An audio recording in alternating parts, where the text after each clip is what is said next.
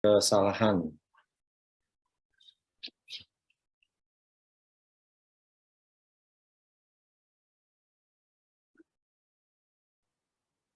Jadi tujuan dari pembelajaran di bab ini, kita akan membahas tentang pertama mengidentifikasi dua jenis perubahan akuntansi, yang kedua menjelaskan akuntansi untuk perubahan dan kebijakan akuntansi, yang ketiga memahami bagaimana untuk memperhitungkan perubahan akuntansi retrospektif, kemudian memahami bagaimana untuk memperhitungkan perubahan tidak praktis, lima menjelaskan akuntansi untuk perubahan estimasi, 6 menjelaskan akuntansi untuk koreksi kesalahan, ketujuh mengidentifikasi motif ekonomi untuk mengubah kebijakan akuntansi, dan kedelapan menganalisis pengaruh kesalahan. Nah, jadi kalau kita lihat isi dan susunan bab ini terbagi menjadi dua hal, pertama perubahan akuntansi, yang kedua adalah analisis kesalahan. Jadi perubahan akuntansi ini sendiri, antara tadi perubahan kebijakan akuntansi itu sendiri, perubahan estimasi akuntansi, koreksi kesalahan, ikhtisar, dan motivasi untuk perubahan kebijakan. Ada apa gitu. Yang berikutnya adalah analisis kesalahan, yaitu kesalahan laporan posisi keuangan, kesalahan laporan laba rugi, pengaruh terhadap laporan posisi keuangan dan laporan laba rugi, contoh komprehensif, kemudian penyusunan laporan keuangan dengan koreksi kesalahan. Yang pertama, bahwa jenis perubahan akuntansi. Nah, perubahan akuntansi dari satu kebijakan akuntansi yang berlaku umum kepada kebijakan akuntansi yang berlaku umum lainnya. Ini namanya perubahan kebijakan akuntansi. Jadi perubahan dari satu kebijakan akuntansi yang berlaku umum ke kebijakan akuntansi yang berlaku umum lainnya. Contohnya, misalkan dari mengkapitalisasi sewa menjadi mengexpand sewa. Jadi financial lease menjadi expand lease. Itu contohnya. Misalkan dari Vivo ke Livo ataupun yang lain, banyak ya. Kemudian perubahan estimasi akuntansi, ini maknanya adalah perubahan yang terjadi sebagai akibat dari informasi baru atau pengalaman tambahan. Ini perubahan estimasi akuntansi. Perubahan estimasi akuntansi. Contohnya sebagai akibat dari pengalaman informasi yang baru ini,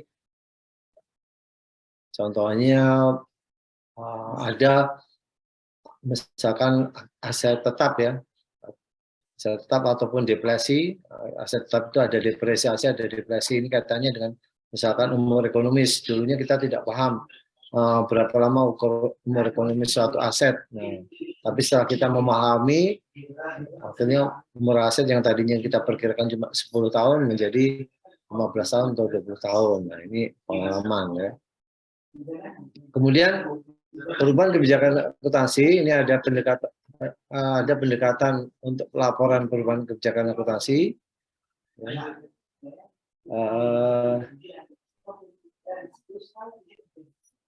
Kalau mau ininya sekali lagi, kalau mau modulnya silakan di screenshot aja karena ini saya online, modulnya dari Salemba ini online, jadi nggak bisa di-download. Silakan di screenshot aja kalau untuk mau belajar ringkas. Nah, kemudian pendekatan perubahan akuntansi retrospektif. Jadi IASB, International Accounting Standard Board, Dewan Standar Akuntansi Internasional, ini mengizinkan perusahaan untuk mengubah kebijakan akuntansi jika pertama perubahan tersebut diwajibkan oleh IFRS ya. Kemudian perubahan itu menghasilkan laporan keuangan yang memberikan informasi yang lebih andal dan relevan. Ini boleh. Nah, apa itu pendekatan perubahan akuntansi retrospektif? Ya, jadi perubahan akuntansi retrospektif, yaitu perusahaan itu harus melaporkan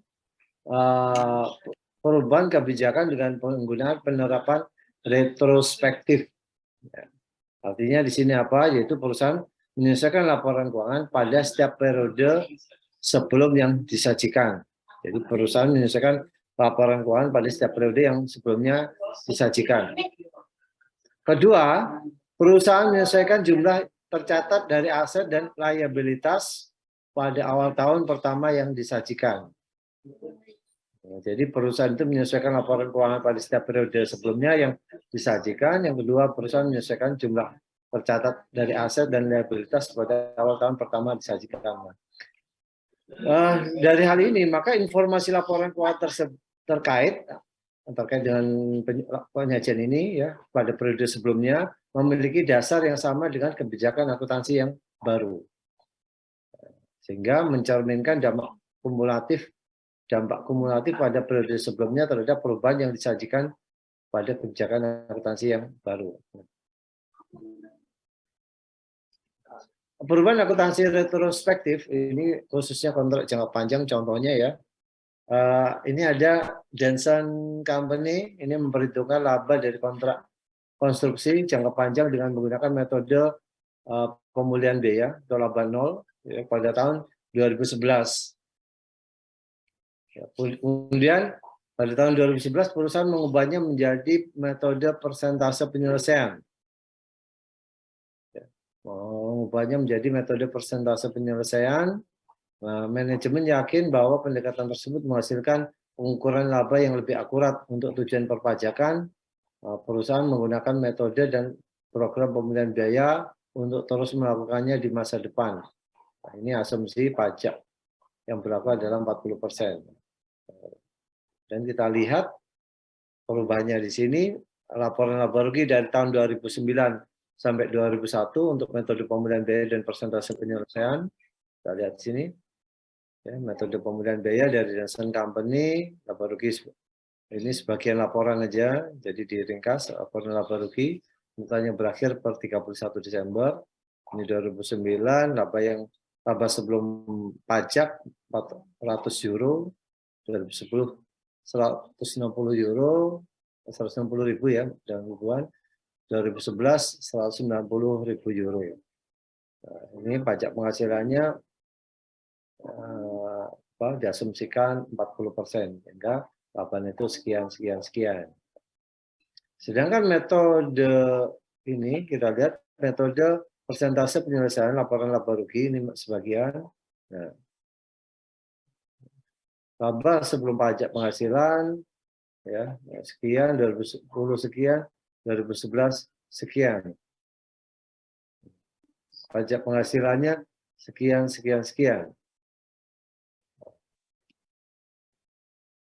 Oke.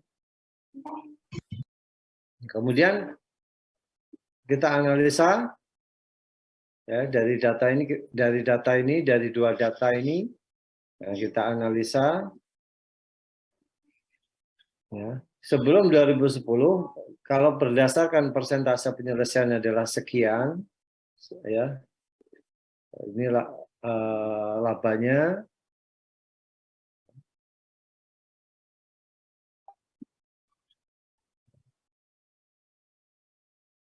Nah, ini labanya sekian, laba sebelum pajak, dengan pemulihan biaya sekian.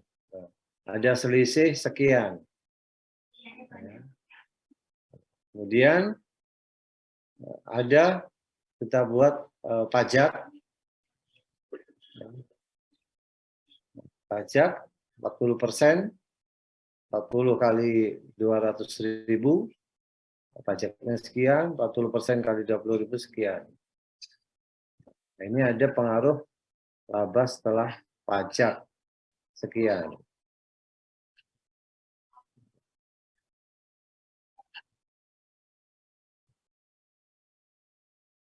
Sehingga di sini kita melakukan koreksi ya. Kita melakukan koreksi, ada perubahan di sini dari hasil perhitungan ini, paham ya? Sebelum tahun 2010 artinya 2009 atau berapa? Pada 2010 sekian, metode pemulihan biaya sekian, ada selisihnya, ya, ada selisihnya sekian, kemudian pajaknya kalikan 40%. Nah, ini liabilitas tangguhan, ada saldo laba, Sekian.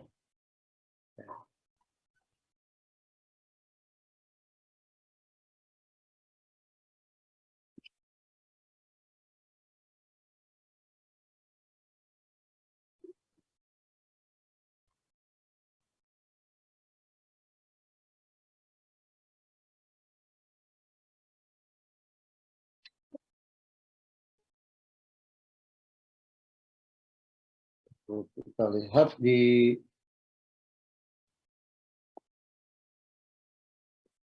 bukunya Keso sendiri ya. Di bukunya Keso itu sendiri ada saldo laba 132 ini mencerminkan dampak kumulatif sebelum 2011. Ya.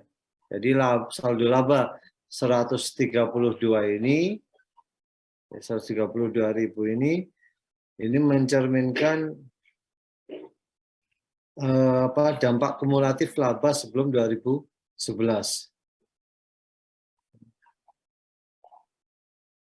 Jadi di kolom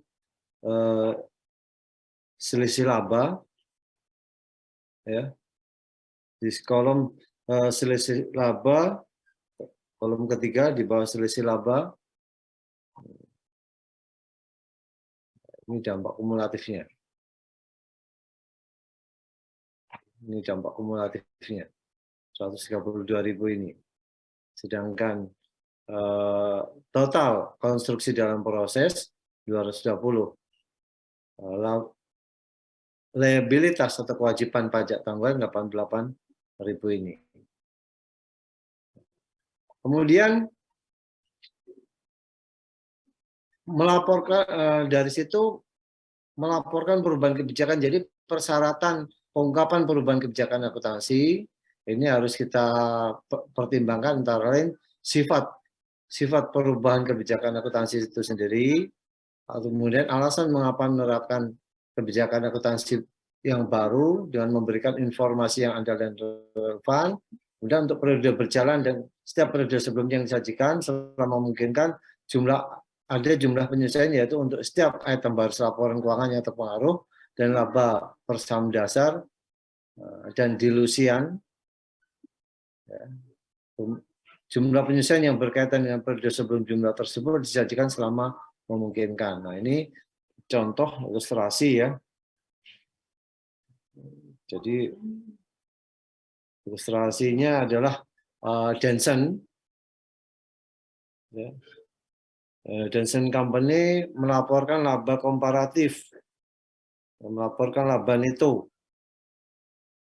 Ya, melaporkan laba neto komparatif berdasarkan metode persentase penyelesaian untuk tahun 2010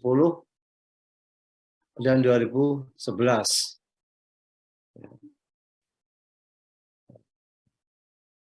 Nah, ini kita melihat dari data ini ya. Ada data Denson Company bahwa ada catatan perubahan metode akuntansi untuk kontrak jangka panjang. Ya, perusahaan telah memperhitungkan pendapatan dan biaya untuk kontrak konstruksi jangka panjang dengan metode persentase penyelesaian tahun 2011. Sedangkan pada tahun sebelumnya pendapatan dan biaya ditentukan oleh metode pemulihan biaya. Nah, metode baru untuk menghitung kontrak jangka panjang ini digunakan untuk mengakui ya, adanya pernyataan justifikasi. Justifikasi ini berarti pembenaran, alasan untuk pembenaran untuk melakukan perubahan kebijakan akuntansi. Dan laporan keuangan tahun-tahun sebelumnya, ya, laporan keuangan tahun-tahun sebelumnya telah disajikan kembali untuk menerapkan metode ini secara retrospektif untuk tujuan pajak penghasilan. Metode pemulihan biaya telah diterapkan. Pengaruh perubahan akuntansi terhadap pendapatan 2011 adalah kenaikan sebesar 6.000 euro. Setelah dikurangi pajak dan laba tahun 2010 yang telah dilaporkan sebelumnya terjadi kenaikan 12.000 setelah dikurangi pajak. Tadi kita lihat bisa ada kenaikan ya, 6.000 euro.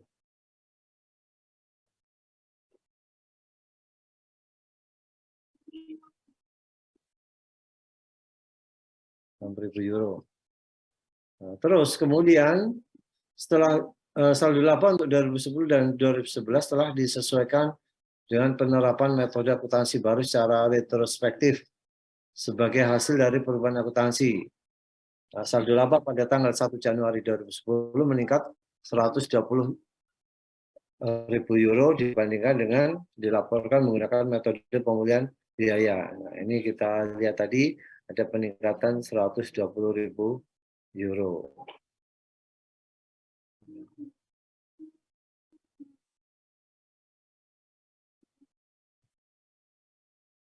Ini ya. Ada pengaruh labanya meningkat. Jadi saldo labanya meningkat 120.000 euro. Nah. Kemudian misalkan dari ilustrasi tadi, ya, ini ada contoh asumsi saldo laba sebesar 1.360.000 euro pada awal tahun 2009. Ilustrasi 2024 ini menunjukkan laporan saldo laba dengan metode pemulihan biaya, yaitu sebelum terpengaruh dengan perubahan kebijakan akuntansi. Ini contoh. Ilustrasinya 2011 saldo laba 1 Januari ada 1.696.000 euro, kemudian 2010 1.600.000 euro, 2009 1.360.000 euro. Nah, itu sekian. Nah, dari sini 1 Januari saldo laba 1 Januari 2010 berdasarkan persentase penyelesaian 1.720.000, 1.120.000. Kemudian berdasarkan saldo laba berdasarkan metode pemulihan biaya, ya, berdasarkan metode pemulihan biaya yaitu 1.610.000.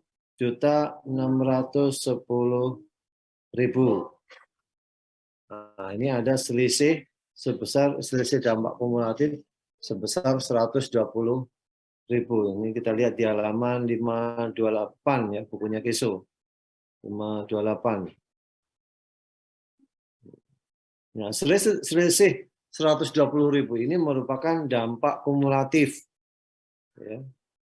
Nah, berikutnya di ilustrasi 225 ini, ya, yang sini ini menunjukkan laporan laba rugi komparatif untuk tahun 2010 dan 2011. Kita lihat. Yang terpengaruh terhadap perubahan kebijakan akuntansi pada persentase penyelesaian. Nah, ini saldo per 1 Januari yang dilaporkan sekian, saldo laba atau laba ditahan, ditambah penyesuaian dampak kumulatif sebesar 120.000, saldo laba 1 Januari setelah disesuaikan jadi sekian, ya. Kemudian laba netonya sekian. Oke.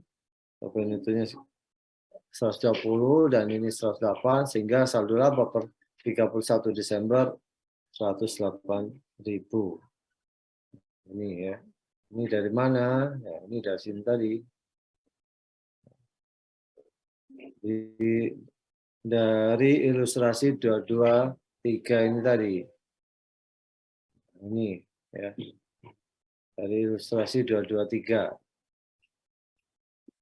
Angkanya ini kalau tanya ini dari mana Pak? Dari ilustrasi yang di atas di ilustrasi 223 ini 120, 108.000 dari mana? Dari ilustrasi 223.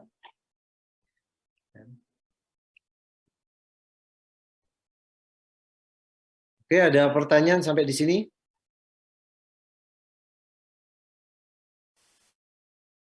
Sebenarnya nggak usah terlalu dipikirkan pusing amat ya. Hanya kalau di AKM itu kan ada persentase penyelesaian. Jadi di akhir tahun itu kita evaluasi sampai berapa persenkah tingkat penyelesaian suatu proyek. Karena proyek itu bisa jadi dilakukan untuk beberapa periode akuntansi. Dari setiap periode itu dievaluasi. Silakan kalau ada pertanyaan.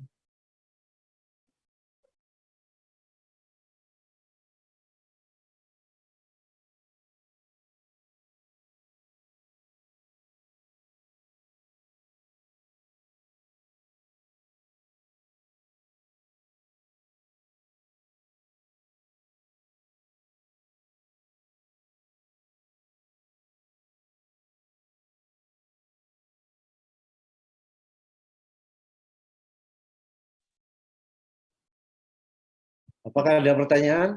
Nah, oke, saya bertanya, apa makna retrospektif itu artinya apa sih? Retrospektif, makna harfiahnya apa sih? Saya mau tanya nih sama Tamara. Tamara, makna retrospektif sendiri itu apa sih? Kita tadi bicara retrospektif. Makna retrospektif itu yaitu melaporkan kembali laporan keuangan yang telah dikeluarkan sebelumnya. Ya, artinya di situ makna harfiahnya kita meninjau kembali. Meninjau kembali apa? Meninjau kembali laporan keuangan yang sudah dilaporkan sebelumnya. Ya, nah, tadi kan metode pemulihan biaya atau laba nol, metode pemulihan biaya laba nol. Nah, tadinya begitu. Kemudian muncullah apa tuh kebijakan, wah ini kayaknya nggak proporsional, dianggap suatu pekerjaan konstruksi, nah ini dianggap metode pemulihan biaya atau metode laba nol, nah ini dianggap tidak proporsional, ya. Maka dibuatlah metode persentase penyelesaian. Jadi per tahun akan dievaluasi berapa persen tingkat penyelesaiannya.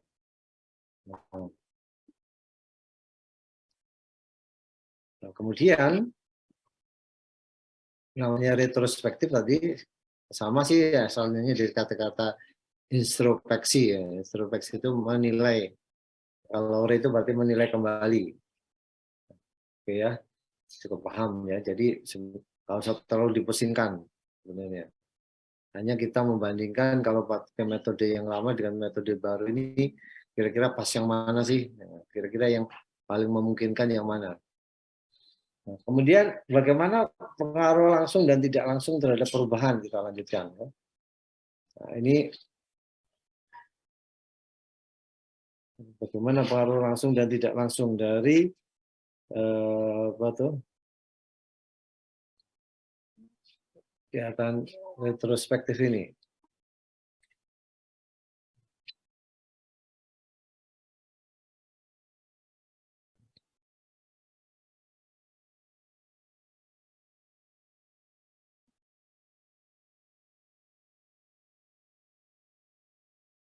Nah,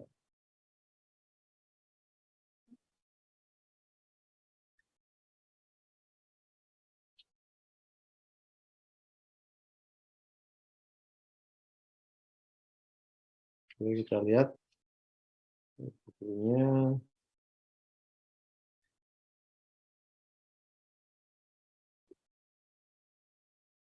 Silakan dibuka di untuk ASB ya. ASB ini bagaimana pengaruh langsung tidak langsung perubahan ya. Jadi ASB ini mengambil posisi International Accounting Standard Board. Ini mengambil posisi bahwa perusahaan harus secara retrospektif menerapkan pengaruh langsung dari perubahan kebijakan akuntansi. Jadi, direct effect of a change in accounting policy. Contohnya pengaruh langsung ini adalah penyesuaian terhadap saldo persediaan akibat dari perubahan metode penilaian persediaan. Ya, jadi contoh pengaruh langsung adalah penyesuaian terhadap saldo persediaan sebagai akibat dari perubahan metode penilaian persediaan. Misalkan satu perusahaan, atau di situ contohnya Lancer Company, nah ini menunjukkan perubahan penilaian persediaan ke metode FIFO. Contohnya, perubahan penilaian persediaan ke metode FIFO. Contoh lain, terkait dengan persediaan, menerapkan lower cost or net realizable value ke saldo persediaan yang disesuaikan. Nah, jika ini dianggap mempengaruhi, mempunyai pengaruh ya terhadap entah itu pajak atau maka ini bisa juga diterapkan ya. Nah, kemudian ada pengaruh tidak langsung. Pengaruh tidak langsung ini berarti setiap setiap perubahan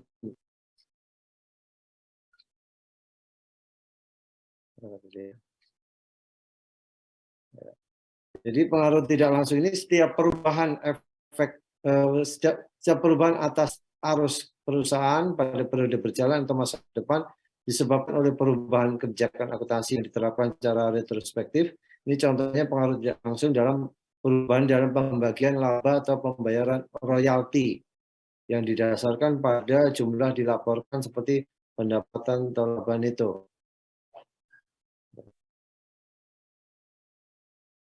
Contohnya lagi adalah misalkan program pembagian laba karyawan berdasarkan laba neto.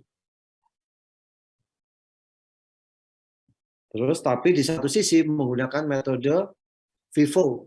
Ya kan kalau kita ingat ketika harga-harga naik ada FIFO, ada LIFO. Kira-kira ketika harga cenderung naik yang melaporkan laba paling besar itu FIFO atau LIFO? Silakan. Ini pertanyaannya. Ketika harga-harga cenderung naik dari waktu ke waktu, ya, ketika harga-harga cenderung naik dari waktu ke waktu, manakah yang mampu menunjukkan laba yang paling besar? Saya manggil nama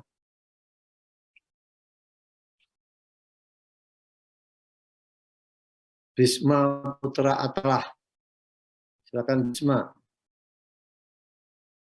Halo Bisma. Menurut saya LIFO.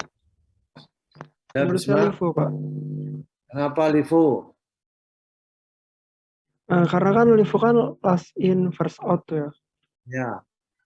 Yang di barang yang keluar, barang yang keluar itu yang pertama masuk, Pak.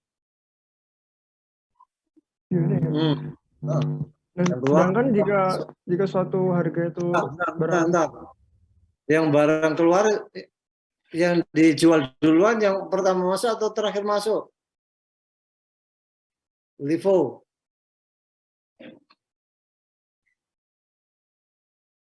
Yang pertama masuk, Pak. Pertama masuk, pertama keluar. Pertama masuk, terakhir masuk.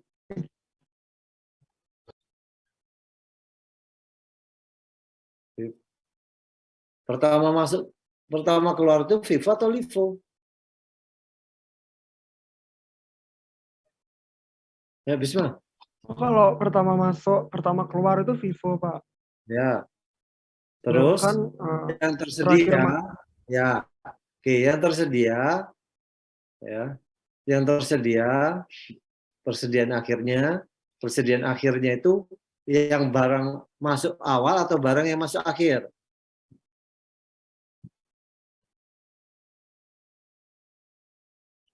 Persediaan akhirnya.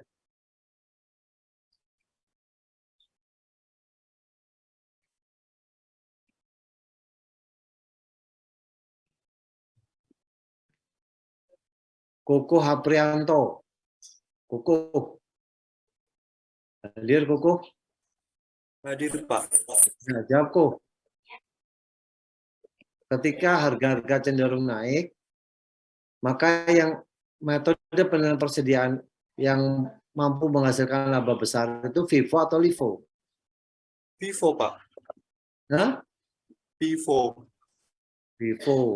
FIFO first in first out. First out. Jadi apa dampaknya kok bisa labanya besar? Misalkan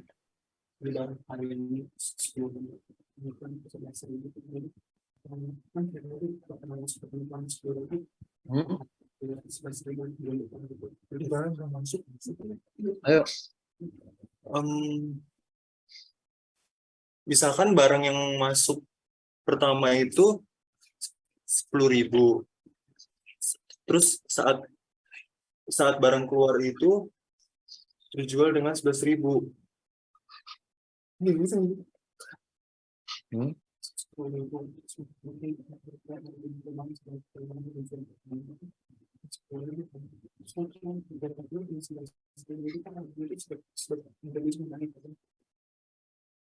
Misalnya barang pertama yang masuk itu 10.000, lalu barang masuk yang kedua itu 11.000, lalu terus karena metode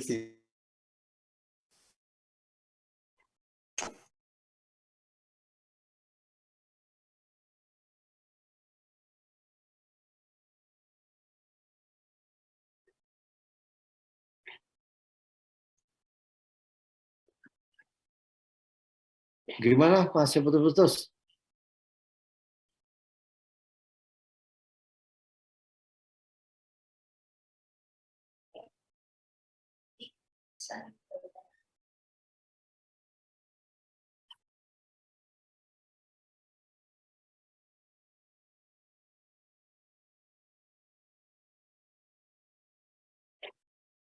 Jadi pada kondisi ini lebih tinggi FIFO, Pak, karena akan menghasilkan laba bersih yang lebih tinggi karena semua harga meningkat. Ya. Jadi karena nilai persediaan akhir menjadi tinggi sementara harga pokok penjualan rendah karena menggunakan harga sebelumnya. Oke, ya. Jadi yang nampak menghasilkan laba besar itu FIFO, ya. Karena yang tersedia itu asumsinya adalah barang-barang yang terakhir yang tersedia di gudang. Jadi FIFO, oke, bagus ya. Baik, itu contoh ya. Contohnya kalau pengaruh tidak langsung terhadap laba, terhadap pembagian laba kepada karyawan, itu ada pengaruh tidak langsung. Kemudian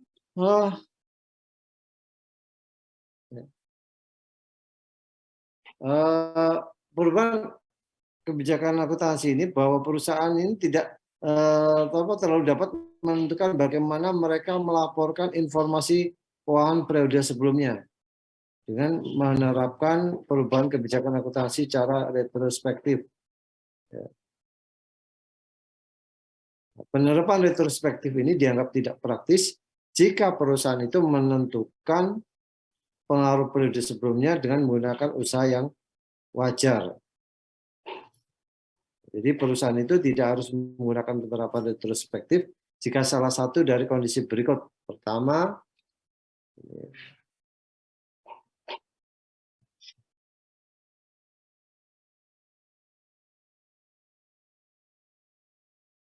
oke, ini kayak harus terbesar ya.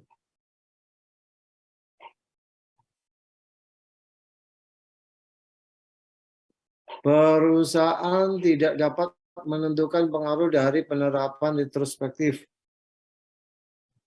Ini sudah jelas ya. Jika perusahaan sendiri tidak dapat menentukan pengaruh dari penerapan retrospektif, maka ini dianggap tidak praktis. Jadi intinya perusahaan itu nggak tahu gitu loh, apa manfaat dari perubahan kebijakan akuntansi. Ya, dari lama ke baru dia nggak tahu manfaatnya, maka ini dianggap tidak praktis. Yang kedua, perusahaan ini memerlukan asumsi tentang niat manajemen pada periode sebelumnya. Jadi harus tahu juga apa alasan manajemen periode sebelumnya menggunakan metode akuntansi yang lama. Alasannya apa? Jadi harus tahu. Kalau sebelumnya misalkan menggunakan metode LIFO, kok sekarang menggunakan metode FIFO? Ini kenapa? Mengapa? Kok dulu LIFO, sekarang FIFO? Kenapa yang dulu menggunakan LIFO? Nah, ini harus dicari tahu. Gitu ya. Kemudian bahwa penerapan, nah ini yang kecil ya, bahwa penerapan retrospektif,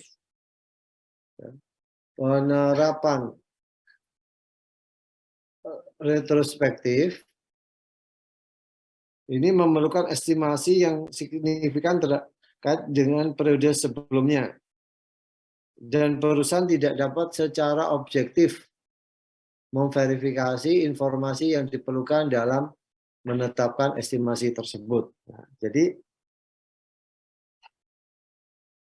perusahaan harus memerlukan estimasi yang signifikan terkait periode sebelumnya. Nah, jika terdapat salah satu kondisi tersebut, maka dianggap tidak praktis untuk menerapkan pendekatan retrospektif. Maka perusahaan harus secara prospektif, kalau tadi retrospektif, maka perusahaan harus secara prospektif menggunakan kebijakan akuntansi yang baru. Sebentar, saya mau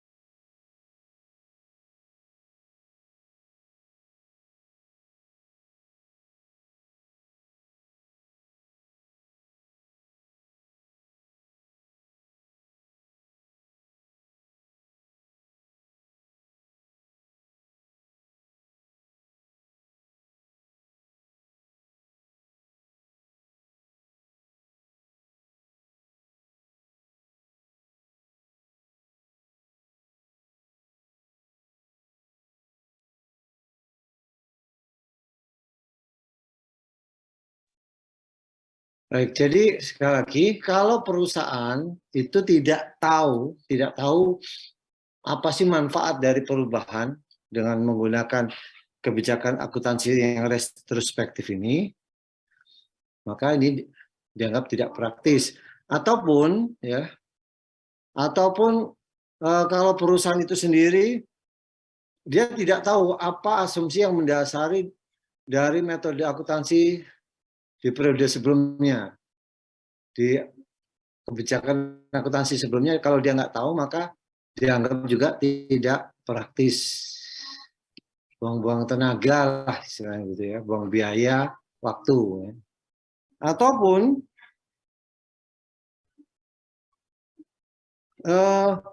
perusahaan tidak bisa membuat estimasi, akuntansi. Nah, maka kalau dia tidak bisa membuat estimasi akuntansi dan estimasi ini tidak bisa secara objektif, maka dianggap tidak praktis atau sia-sia, ya, percuma. Nah, tetapi kalau ketiga-tiganya tadi bisa dipenuhi, dia tahu manfaatnya, perusahaan tahu manfaat dari perubahan akuntansi, kemudian tahu asumsi-asumsi yang mendasari, dan asumsi yang mendasari dari metode sebelumnya sudah nggak relevan lagi, tidak reliable, maka harus dicari metode yang lebih relevan. Ya. Jadi namanya metode akuntansi itu bukan sesuatu yang saklek, tapi bisa juga berubah ya, kalau memang dianggap berdampak signifikan. Ya, terus kemudian ada estimasi-estimasi yang objektif, yang relevan. Ya. Nah, kemudian kalau itu terpenuhi, maka pelaporan retrospektif tadi itu sama juga menghasilkan pelaporan yang prospektif. Retrospektif ini dia akan dianggap prospektif. Nah, ini yaitu ada beberapa syarat, ya, ada beberapa syarat. Jadi perubahan prospektif itu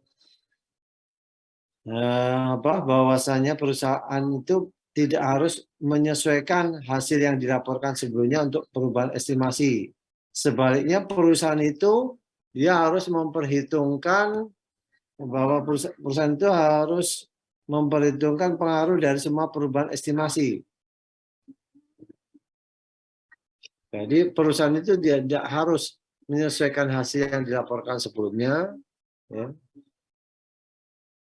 Jadi perusahaan itu dia harus memperhitungkan pengaruh dari semua perubahan estimasi sebelumnya, yaitu periode perubahan.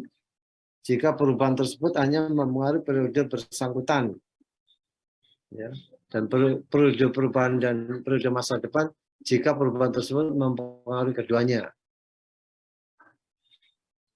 Nah.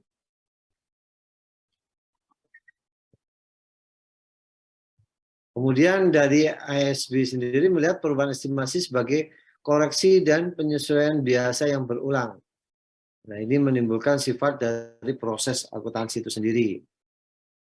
Dan perlakuan retrospektif atas transaksi tersebut diizinkan. Nah, ini jadi kebalikan dari 3 hal yang sudah kita sebutkan tadi, ya.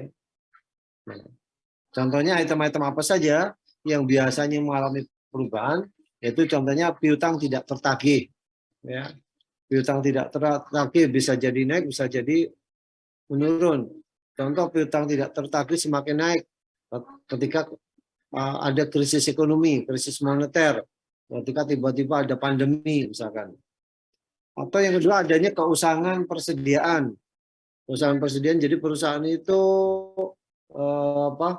mengalami keusangan persediaan karena mungkin cuaca, karena mungkin keusangan teknologi, ya. Dan kemudian umur ekonomis dan nilai residu aset. Bisa jadi nilai umur ekonomisnya semakin pendek atau semakin panjang tergantung dari pemeliharaan misalkan. Masa manfaat dan biaya ditangguhkan. Kemudian liabilitas, cadangan mineral, perubahan metode penyusutan, nilai wajar dan lain-lain. Itu di halaman 536, ya. Itu contoh-contoh akun-akun yang seringkali perlu adanya perubahan estimasi akuntansi. Ini berikutnya adalah contoh perusahaan underwriter, ya, perusahaan underwriter penjamin emisi, ya. Underwriter itu penjamin. Underwriter Labs Incorporation membeli gedung sebesar $300.000 yang pada awalnya diperkirakan memiliki masa manfaat 15 tahun dan tidak ada nilai residu. Perusahaan mencatat penyusutan 5 tahun berturut-turut. Pada tanggal 1 Januari 2011, Underwriter Labs merevisi estimasi masa manfaat. Nah, ini contoh yang saya katakan tadi. Direvisi dari 15 tahun menjadi 25 tahun. Ya. Ini kenapa bisa terjadi? Misalkan terjadi ini karena ada perbaikan secara masif, terstruktur. Ya. Kedulunya ada rehab besar-besaran atau apa. Nah, ini bisa jadi begitu, masa manfaatnya akhirnya bertambah. Nah, contohnya ini ada gedung, ya. Nilainya, bukunya $300.000, dikurangi akumulasi penyusutan 100.000 dan harga perolehnya 300 dikurangi penyusutan sehingga nilai buku gedung $200.000. Kemudian sisa manfaat 25 tahun kurangi 5 tahun. Sehingga ketemulah 10. Nah, ini akibat perubahan estimasi. Nah, ini harus kita ungkapkan. Kenapa? Nah, harus juga dijelaskan. Di sini pun sebenarnya harusnya dijelaskan alasannya atau asumsi yang mendasarinya. Ya, nggak tiba-tiba diubah gitu nggak, tapi harus ada asumsi yang mendasari masa manfaat. Kenapa masa manfaatnya bertambah? Misalkan karena ada proses perbaikan. Kemudian pengungkapan. Jadi perusahaan ini harus mengungkapkan sifat dan jumlah perubahan estimasi akuntansi yang berpengaruh pada periode berjalan atau diperkirakan akan berpengaruh pada periode masa depan. Jadi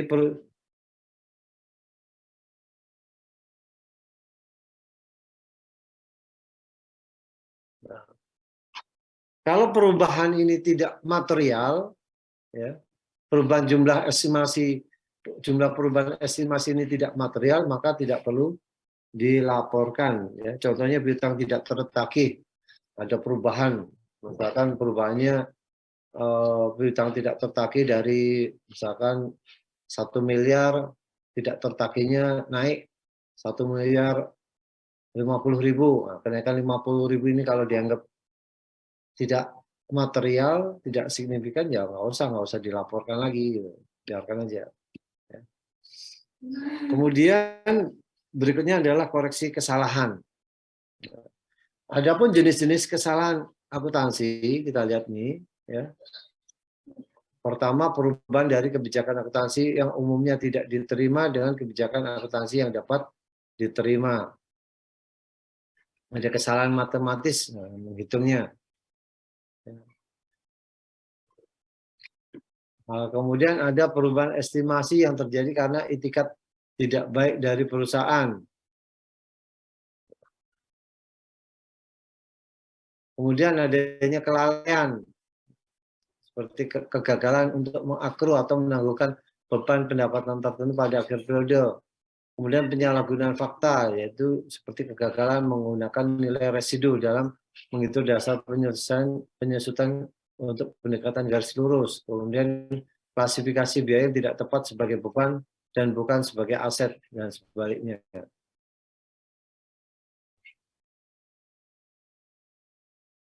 Terus kemudian perusahaan mencatat koreksi kesalahan atau correction of errors dari periode sebelumnya sebagai penyelesaian terhadap saldo laba awal pada periode berjalan.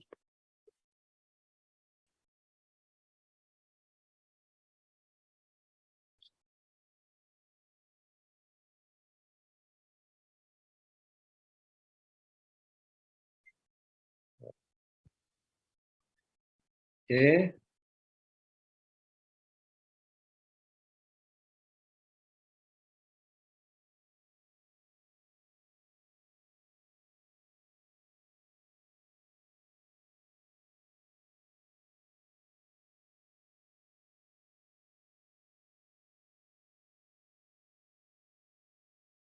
Oke. Berikutnya,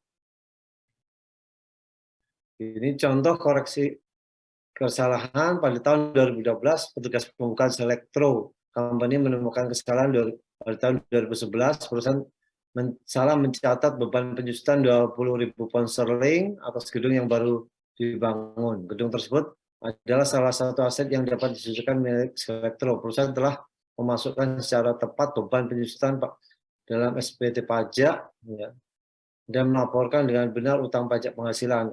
Ini ilustrasinya. Ini contohnya, ya, dengan kesalahan dia melaporkan labanya 60.000, tapi ada koreksi menjadi 48.000. Sehingga koreksinya di sini jurnal yang dibuat untuk tanpa kesalahan, tinggal kita ini aja, ya. Beban penyusutan 20.000, akuntansi akumulasi penyusutan gedung 20.000, contohnya. Jadi dia sudah mencatat begitu, jurnalnya sudah benar. Kemudian beban pajak penghasilan 32.000, utang pajak penghasilan 32.000. Ya. Dia mencatatnya begini. Kemudian jurnal yang dibuat, nah ini dengan kesalahan dia awalnya begini. 40.000 beban pajak tangguhan, liabilitas sekian, ini sekian, utang pajak penghasilan sekian.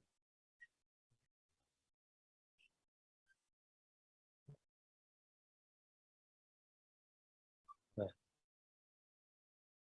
Kemudian pada selanjutnya pada periode tunggal pada awal saldo awal per 1 Januari 2012 bahwa saldo labanya sebesar 350.000, perusahaan melaporkan laba itu 400.000 pada tahun 2012. Laporan posisi keuangan 2012 tidak memiliki liabilitas pajak tangguhan yang terkait dengan gedung tersebut dan akumulasi penyusutan gedung disajikan kembali dengan jumlah yang lebih besar. Sementara itu laporan laba rugi tidak akan terpengaruh. Ini contohnya. Laporan kesalahan.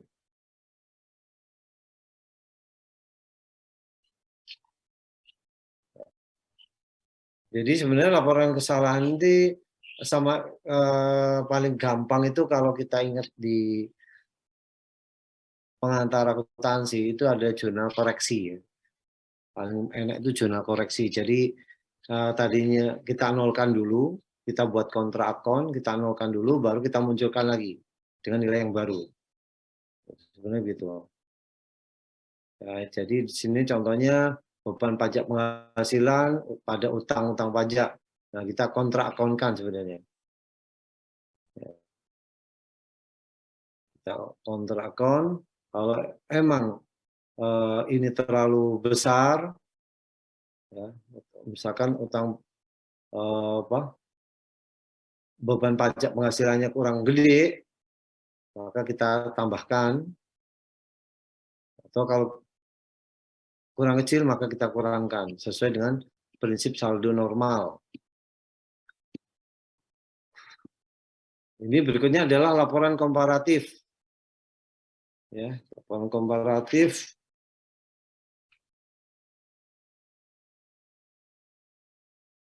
Jadi kalau tadi berikutnya adalah laporan komparatif. Ini sebenarnya hanya berupa apa tuh? Menunjukkan penyelesaian susulan ya sebagai penyelesaian periode sebelumnya atas saldo laba untuk periode awal.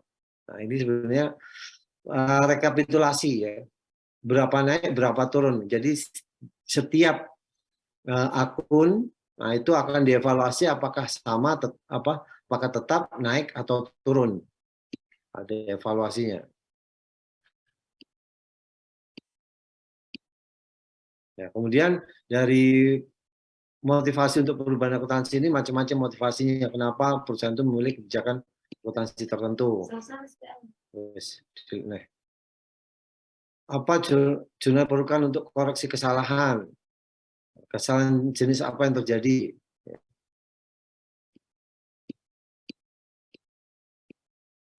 Kemudian kesalahan laporan laba rugi, nah ini kesalahan klasifikasi laporan laba rugi tidak terpengaruh terhadap posisi keuangan dan laba itu.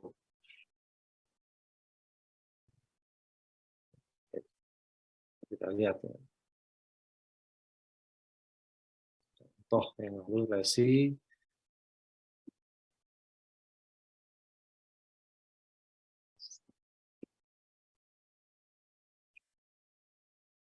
Ini materi lalu. Oke. Baik, itu saja. Ada pertanyaan dari sini? Bahasanya sebenarnya sederhana sih. Kalau perubahan akuntansi ini cukup sebenarnya tadi kata kuncinya kita harus tahu apa manfaat dari kita mengadakan perubahan kebijakan akuntansi. Kemudian kita untuk tahu manfaatnya kita harus tahu asumsi metode sebelumnya, ya harus tahu metode akuntansi sebelumnya asumsinya apa, kemudian metode sekarang asumsinya apa. Kemudian kalau kita sudah tahu apa alasannya, apa asumsi yang mendasarinya, apa manfaatnya, baru kemudian kita membuat estimasi. Estimasi ini harus objektif, ya. baru bisa kita menggunakan perubahan akuntansi.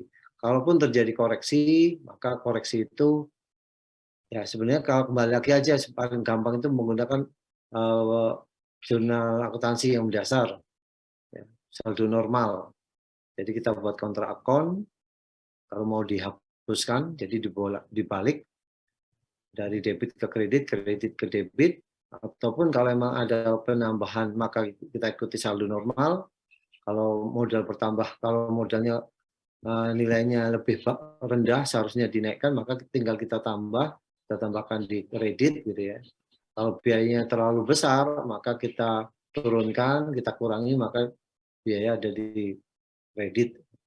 Contohnya gitu. Kalau kita punya utang, utangnya harus ditambahkan ya, berarti kalau utang bertambah di kredit.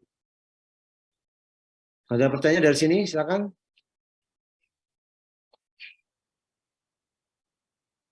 Baik, kalau nggak ada pertanyaan, ini sehubungan dengan kita sudah mendekati masa UAS ya. Sementara waktu saya yang diberikan oleh Bu Reni ini